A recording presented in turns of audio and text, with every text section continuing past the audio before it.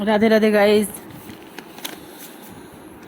17 मई 2026 से 15 जून 2026 तक मल मास, खर मास, लोन का महीना भी हम बोल सकते हैं, जिसको पुरुषोत्तम मास भी बोलते हैं, शुरू होने जा रहा है। इसके कुछ विशेष नियम हैं जो मैं आज आपको अपने वीडियो के माध्यम से बताने जा रही हूँ। यह जो महीना होता है, यह विष्णु भगवान की पूजा का विशेष महीना माना जाता है। इसमें विष्णु भगवान की हमें पूजा करनी चाहिए। पूजा अर्चना करने से हमें बहुत अधिक पुण्य की प्राप्ति होती है। इस माह में हमें विवाह, गृह प्रवेश आदि जो कार्य होते हैं वह हमें नहीं करना चाहिए। इस माह में हम पूजा पाठ आदि शुभ कार्य होते हैं वे कर सकते हैं, और हमें प्रतिदिन इस महीने में पूजा जरूर करनी चाहिए। पुरुषोत्तम मास में हमें भगवान की विशेष कृपा प्राप्त होती है, परंतु जैसे कोई हम नया व्रत होता है उसको प्रारंभ करना चाहते हैं, उसको हमें पुरुषोत्तम मास से पूर्व ही प्रारंभ कर लेना चाहिए। पुरुषोत्तम मास में भी और पुरुषोत्तम मास के पश्चात भी हमें कोई जो नया व्रत होता है वह प्रारंभ नहीं करना चाहिए। नए व्रत का नियम हमें नहीं लेना चाहिए। जैसे हम एकादशी, पूर्णिमा आदि का व्रत लेना चाहते हैं, उसका नियम लेना चाहते हैं, तो हमें पुरुषोत्तम मास से पूर्व ही वह जो व्रत है उनको शुरू करना चाहिए।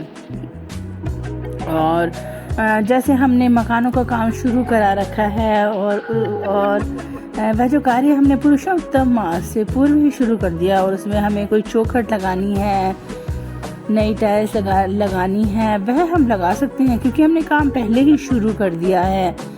और फिर हमें यह नहीं सोचना चाहिए था कि पुरुषोत्तम मास लग रहा है, क्योंकि हमने जो काम तो पहले ही स्टार्ट कर दिया था। जिस काम को हम स्टार्ट कर देते हैं उसके पश्चात हम कुछ भी कर सकते हैं, उसमें हमें कोई दिक्कत नहीं आती है। बस हमें काम कोई नया शुरू नहीं करना चाहिए, और किसी भी व्रत का उद्यापन भी हमें नहीं करना चाहिए पुरुषोत्तम मास में। परंतु जैसे पशुपति व्रत होता है जिसका उद्यापन करना जरूरी होता है, उसका उद्यापन हम कर सकते हैं।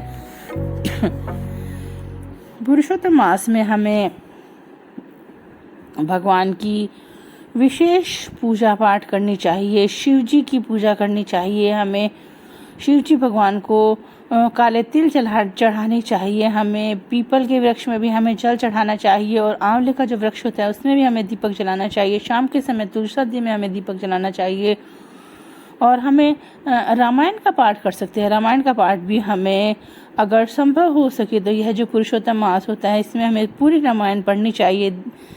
उससे हम देखेंगे कि हमारे जीवन में बहुत अधिक बदलाव आएगा। हमारी जो कहते हैं जो इच्छा होगी वह ज़रूर पूर्ण होगी, और भगवान की विशेष कृपा की प्राप्ति हमें इस माह में होगी। हमें विष्णु भगवान की प्रतिमा को भी पंचामृत से स्नान करना चाहिए, और भगवान भोलेनाथ के भी मंत्रों का जाप करना चाहिए। इस महीने में हम माँ दुर्गा की पूजा भी कर सकते हैं, नारायण कवच का पाठ भी कर सकते हैं, भागवत गीता का पाठ भी कर सकते हैं, हनुमान चालीसा भी पढ़ सकते हैं। पुरुषोत्तम मास बहुत ही श्रेष्ठ महीना होता है।